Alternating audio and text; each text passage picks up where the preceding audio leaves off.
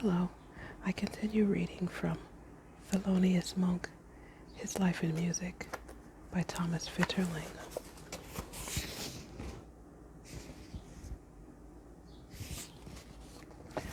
But first, let me rattle my seashells.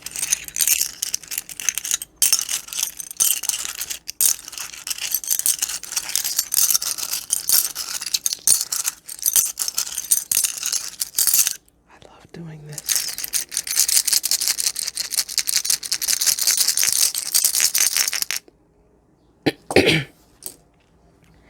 I'm going to pick up with the chapter called Beginnings. The choice of rhythm section determined the music that would develop at Minton's. For the original band, Teddy Hill called upon the avant-garde drummer Kenny Clarke, whom he had actually fired a few years before because his unorthodox accents threw the musicians into confusion. For pianists, Teddy Hill originally wanted Sonny White, the pianist in his old band, but White was unavailable. Instead, Monk got the job. By this time, he had become a quiet minimalist at the piano. His harmonic conceptions had already exercised considerable influence on his circle of friends. In Minton's band, Monk and Clarke had a secure, long-term contract. The Minton's Playhouse adventure could begin.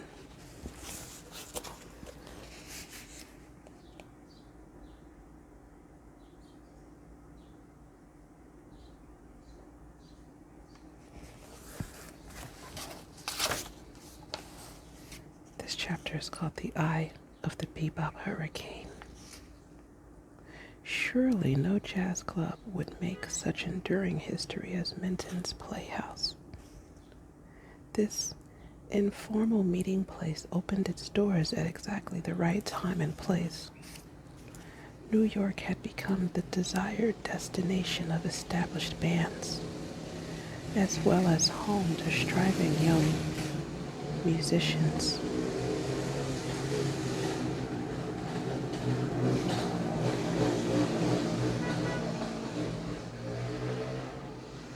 Who lived in the Harlem neighborhood. Many of them were resentful because the entertainment industry favored white swing stars, while they themselves remained shut out of the wider American market. Among these musicians, there was an awareness that the true innovators of this popular music had been black, and that jazz belonged to them as their cultural heritage. They wanted to make music that, economically speaking, would belong to them alone, and this time would not be taken away from them so easily. Thus, a youth movement developed and announced its claim to leadership. From the start, Minton's had the right booking policy with which to wage this battle for position. Since it was located in Harlem, it served as a daily meeting place for local musicians who would congregate and, outside the usual jam sessions, develop theoretical concepts in their afternoon get-togethers. Thelonious Monk, along with Kenny Clarke, was the quiet center of this activity. Dizzy Gillespie gradually penetrated the circle, as did the trumpeter Joe Guy and guitarist Charlie Christian. Christian had played with Benny Goodman, and on his electrified instrument had already revolutionized the playing of the guitar with his single note lines. He bought another amplifier especially for Minton's. It stood ready for him whenever he dropped by on his way from the Goodman gig. Tenor saxophonist Don Byas regularly visited, as did the young Art Blakey and bassist Jimmy Blanton, who had introduced the four-to-the-bar walking bass style to the Ellington band. Increasingly, one also saw musicians of the older generation at Menton's who sensed a challenge. Often, though, they had to admit defeat when trying to improvise over tunes they thought they knew, since at Menton's these tunes were blithely subjected to delirious tempos and radical new harmonization. This was the initial experience of both Roy Eldridge and Lester Young, the established stars on trumpet and saxophone. But, challenged and provoked, they would return. Coleman Hawkins, the great father figure of the tenor sax, was almost in hiding after his return from Europe. But he was an unqualified admirer of the new music and later would enlist young beboppers Monk, in particular for his recordings. The pianist and orchestra leader Earl Hines, whose career took many unexpected turns, was another frequent guest at Menton's. The musical nucleus, or the eye of the bebop hurricane at Menton's, was the team of Kenny Clarke and Thelonious Monk. Both had developed their personal style to the greatest extent by the time Menton's opened. They laid the rhythmic and harmonic foundation of the new style, as Dizzy Gillespie attests in his autobiography. Gillespie reports how much he learned from Monk in his search for a way to express his own musical ideas.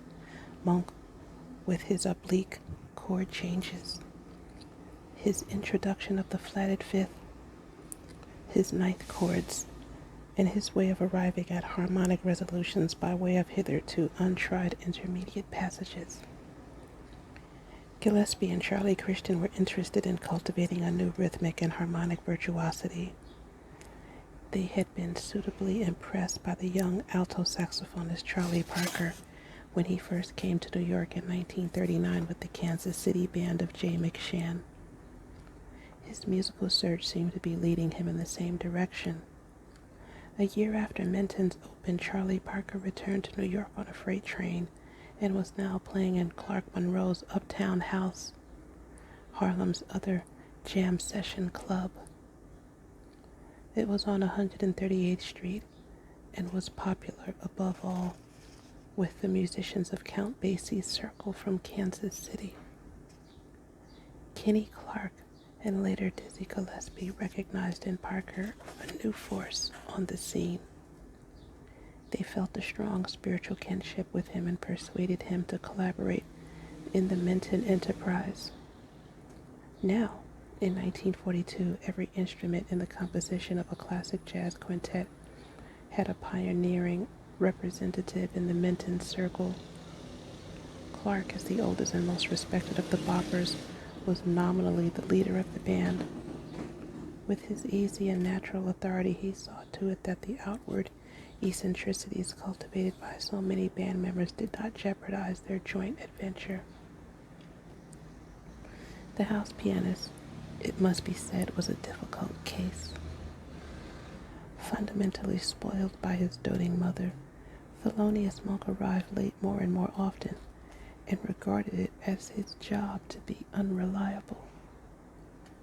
At the same time, his goatee, sunglasses, and black beret, the prototype of his notorious and constantly changing headgear, came to identify the bopper image, at the same time expressing his subversive, anti-establishment outlook. Taciturn and apparently shut off from the others, Monk gradually adopted an idiosyncratic lifestyle, of which the regular consumption of alcohol already played a part. John Carisi, the composer and trumpeter who played in Miles Davis's Capitol Orchestra, reports that Monk once said to him, "What? You want to be a jazz band and you don't drink?" Kenny Clarke reports that after closing time once, they went to the subway together, whereupon Monk took his leave and, dead drunk but steady, walked directly over the tracks to the opposite platform. He certainly helped himself to drugs at this time too, as part of his daily dose of stimulation. 2 decades later, in 1964, the famous Time article states, Every day is a brand new pharmaceutical event for Monk. Alcohol, dexedrine, sleeping potions, whatever is at hand, charged through his bloodstream in baffling combinations. Predictably, Monk is highly unpredictable. This is a delicate subject that has been taboo for some jazz writers and musicians. A statement like the one made by the expatriate Mal Waldron on the occasion of his 70th birthday is all the more welcome for its candor. The jazz scene was a cutthroat rat race then. The musicians were exposed to tremendous pressure and resorted to various crutches. Hard drugs were the most widespread ones. They dominated the scene without being addicted. Access to the important inner circles was denied. Some record companies and club owners would only hire junkies. With them, they could be sure they wouldn't insist on their rights. Outside the clubs, the police treated all black musicians as junkies. Anyway, so why not have the game if you got the blame? In his free time, Monk would wander in a musical odyssey from club to club and install himself unannounced when the mood hit him at the houses of friends in order to sit down at the piano unencumbered by time and place. Again, he would sleep whenever the rhythm of his life called for it, at home with friends, at Minton's, and at Minton's sometimes during a gig. He was less interested in the bravura aspects of the new music and more in the compositional aspects, which is why his enthusiasm for Charlie Parker was more muted than that of his colleagues.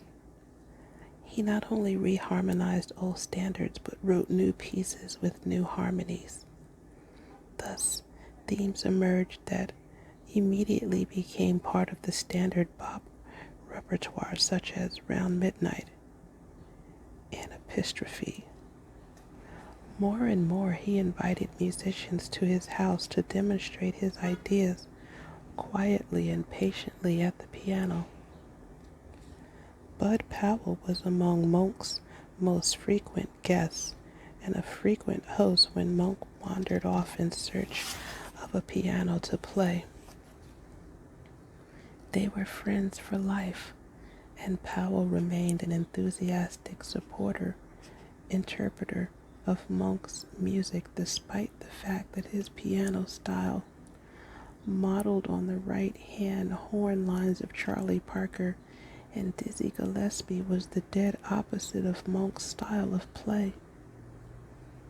For many critics and musicians, Powell, with his brilliantly fast and fluent technique, became the true representative of the bebop piano. Ironically, the beboppers at Minton's allowed Bud Powell to come aboard only at Monk's insistence. During the years of the Second World War, a shift in popular musical taste resulted in the closing of the grand dance palaces and the dissolution of the big bands. Increasingly, smaller venues came into vogue, developing after the war into what now are customarily called jazz clubs. A 20% entertainment tax was imposed on dance events in New York with live music. Dance clubs dropped in popularity, and the purveyors of the big band sound suffered accordingly. Musicians lacked steady employment with stable bands and increasingly worked on their own account. This led to the formation of insulated groups of jazz performers in which everyone was a potential leader expected to engage his friends as sidemen. Whoever belonged to the clique got a job, and with it, the potential for national and international attention. Jam sessions acquired a new function. They became initiation rituals, cutting sessions, in which new recruits played their way into the inner circle. Monk, a radical individualist, both as a man and musician, fit into this context only in part.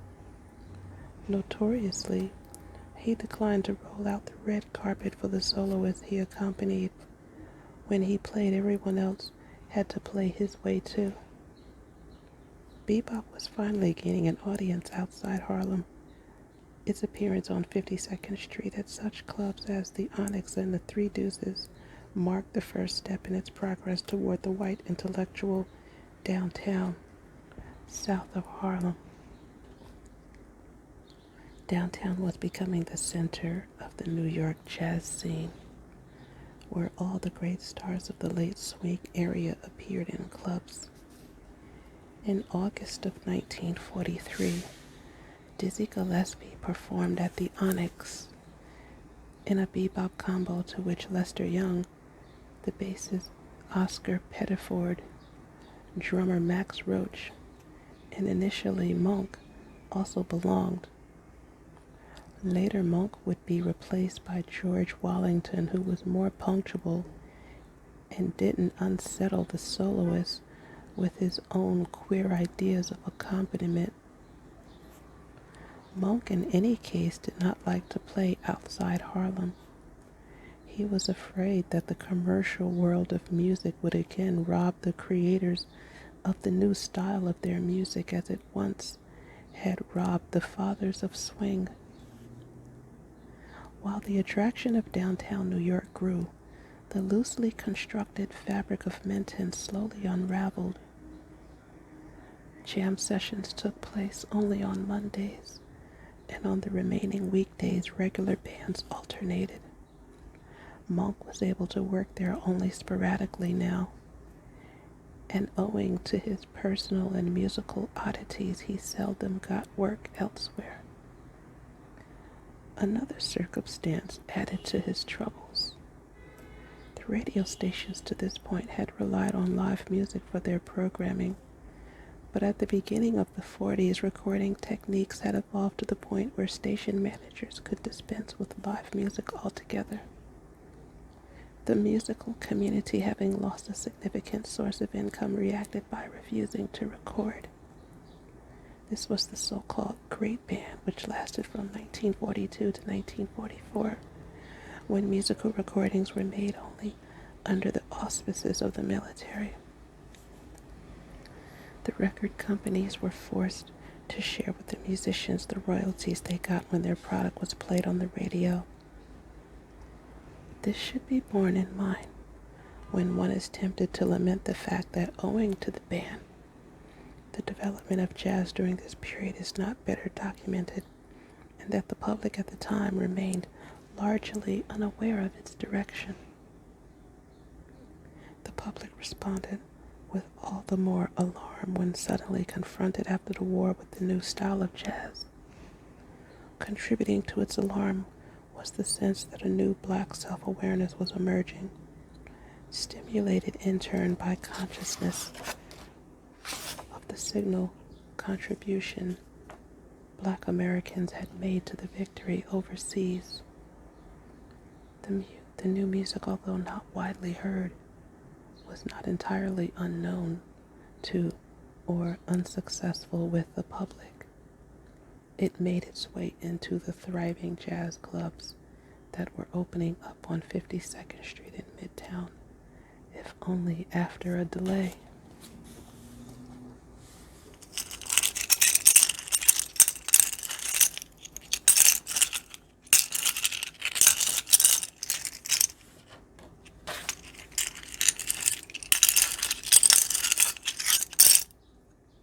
Thanks for listening. Catch you in the next video. May you find lasting happiness. Bye for now.